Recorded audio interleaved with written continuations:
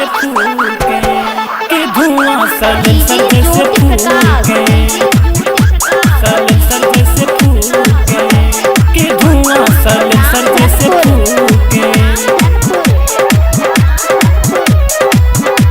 Recording by region music studio Madhepura. Contact number 7631565693। Deoghar नगरिया में भीड़ होला भारी, घनश्याम अकेला गैले बाबा दुआरी।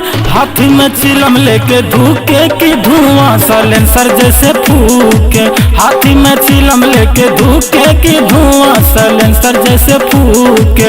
देवघर नगरिया में भीड़ होला भारी, घनश्याम अकेला गैले बाबा दुआरी।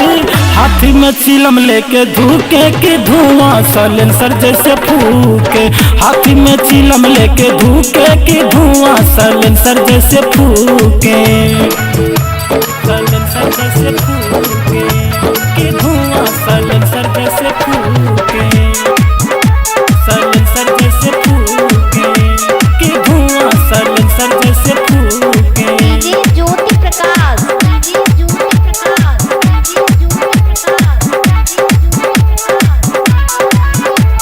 साल भर पा आवेला सावन महीना, असही त जल चढ़े 12 महीना, असही त जल ए भैया। साल भर पा आवेला सावन महीना, असही त जल चढ़े 12 महीना।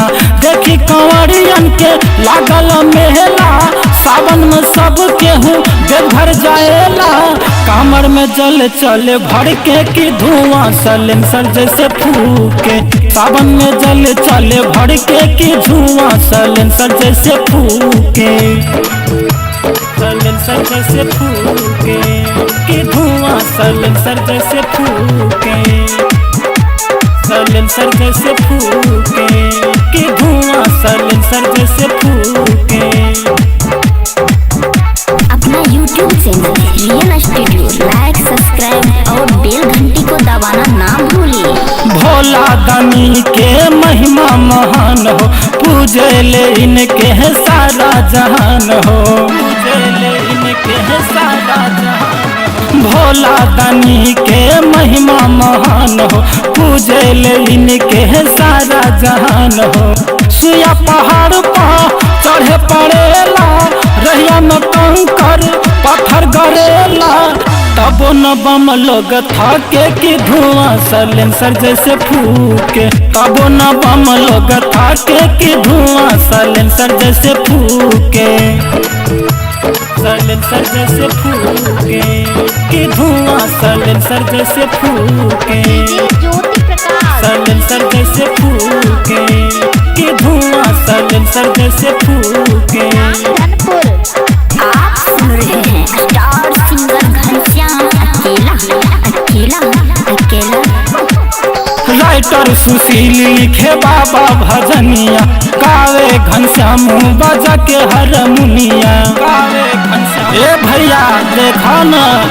राइटर सुशील लिखे बाबा भजनिया, गावे घनश्याम बजा के हारमोनिया। रोशन नाचे बाबा तोहर दुआरी, चंदन कहे सुना भोला भंडारी। हमहू तो ऐनी जल लेके कि धुआं सलेंसर जैसे फूके, हमहू तो ऐनी जल लेके कि धुआं सलेंसर जैसे फूके। देवघर नगरिया में भीड़ होला भारी, घनश्याम अकेला गैले बाबा दुआरी। हाथ में चिलम लेके धूके कि धुआं सलेंसर जैसे फूके, हाथ में चिलम लेके धूके कि धुआं सलेंसर जैसे फूके। देवघर नगरिया में भीड़ होला भारी, घनश्याम अकेला गैले बाबा दुआरी। हाथी में चिलम लेके धूके कि धुआं सलेंसर जैसे फूके, हाथी में चिलम लेके धूके कि धुआं सलेंसर जैसे फूके।